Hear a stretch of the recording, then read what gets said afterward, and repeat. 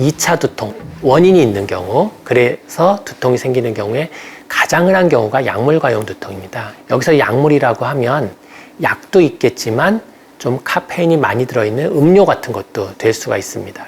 카페인이 이제 편두통이 있을 때는 같이 들어가면 이제 진통 효과가 조금 더 강화되는 걸로 알려져 있고요. 그 원인은 카페인이 약간 이제 혈관을 이제 수축하는 효과가 있는데 편두통이 있을 때는 이제 혈관이 좀 확장되면서 두통이 생기기 때문에 이제 카페인이 이제 거기에 조금 더 이제 도움이 되는 것으로 되어 있습니다. 다만 이것을 갖다가 이제 너무 자주 복용하게 되면 평소에 이제 카페인 때문에 혈관이 약간 수축되어 있는 상태가 되고 카페인 효과가 조금 없어질 때쯤에는 이제 혈관이 확장을 하면서 오히려 좀 두통이 발생하는 경향이 있어서 이제 너무 자주 복용하는 것이 문제가 되겠습니다.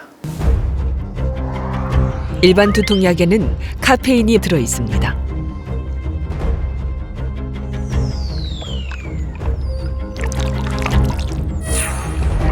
편두통 환자는 뇌혈관이 팽창하면서 통증을 느끼는데요. 카페인은 혈관 수축 작용이 있고 진통제의 효과가 오래 지속되게 하는 효과가 있습니다.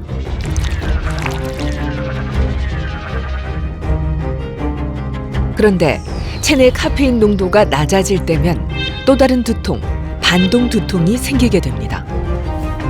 그러다 보면 두통약을 더욱 많이 복용하게 되는 악순환이 생기면서 약물 과용 두통으로 전환돼 난치성 두통으로 악화될 위험이 있습니다.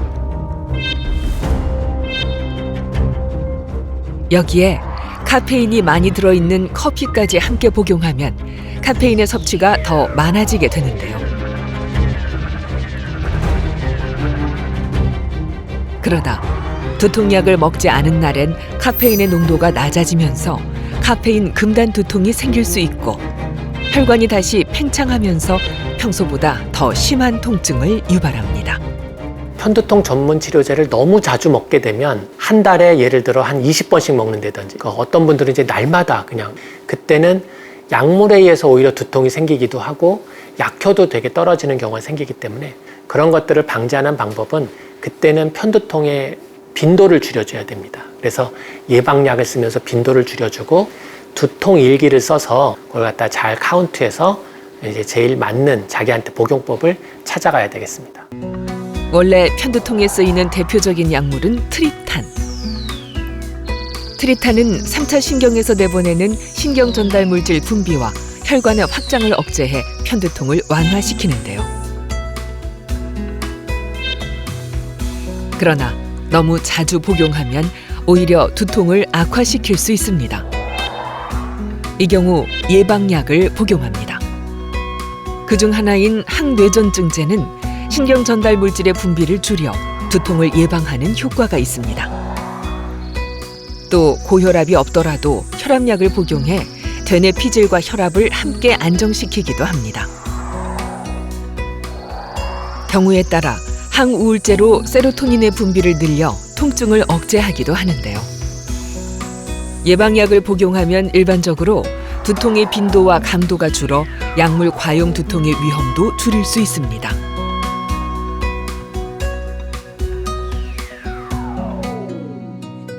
특히 이제 예방약 계통으로 보면 이제 과거랑 달리 이제 새로운 약물들이 좀 개발이 되었습니다. 편두통을 일으키는 그런 중간 물질 중에 CGRP라는 물질이 있습니다. 편두통이 있을 때 그 CGRP라는 물질이 조금 몸속에서 올라가는 것을 어느 순간 알게 됐어요. 그래서 이제 이런 것들 갖다가 차단을 하면 편두통이 좀 좋아지지 않을까 해서 그 CGRP라는 물질을 갖다가 타겟으로 해서 약물이 개발되기 시작한 거고 이제 그 물질을 억제하면 편두통이 좀 예방되거나 치료될 수 있다. 사파성 편두통이나 만성 편두통이나 한 60% 정도는 두통이 절반 이상 감소한다. 이렇게 되어 있기 때문에 연구 결과가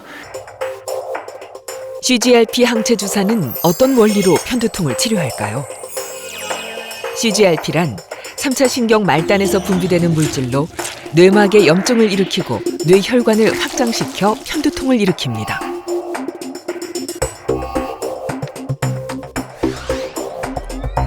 CGRP 항체 주사는 피하 주사 방식으로 한 달에 한 번 혹은 석 달에 한 번만 주사로 맞으면 되는데요. 편두통을 위한 예방약제로 CGRP만을 찾아 공격하는 일종의 표적 치료제.